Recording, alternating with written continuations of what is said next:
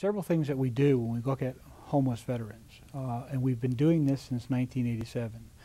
We do a very significant assessment of a veteran when we see them. If you walked out here yesterday, I was in front of the building with one of our outreach workers here in Washington, D.C. He was here doing his normal outreach in this part of town.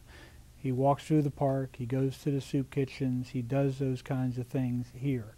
What he does is he engages anyone who he believes is a veteran, and sometimes what happens is others will say, hey, see the guy over there in the blue ball cap?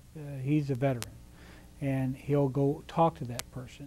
He starts doing a long psychosocial assessment with that veteran about who they are, where they've been, military service, education, employment, the whole 9 yards. We've been doing that for over 20 years. We've seen over 400,000 veterans in outreach in that 20-year period. So we start off with a knowledge of everybody we've engaged in outreach. We also look at that when we go back later and see whether that person showed up in a homeless program.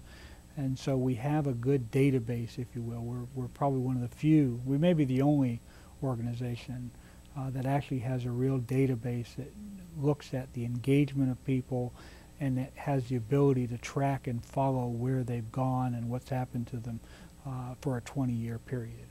So that's the way we start the process out, by going out and engaging them.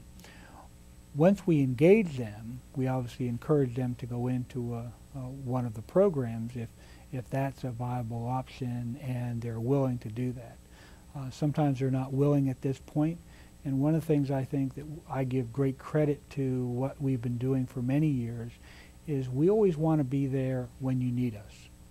You know, we sort of want to be, unfortunately, it's not a good thing, but we want to be the emergency room.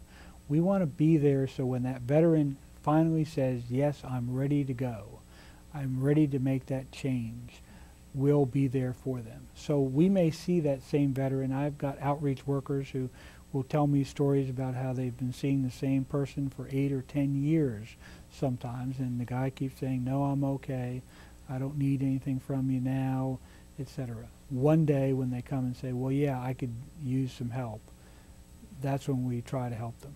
This is not a process. We don't pull people off the street. We don't lock them up. We don't, throw them into an institution. This is a process by which the veteran has to seek assistance, and we try to offer it to them.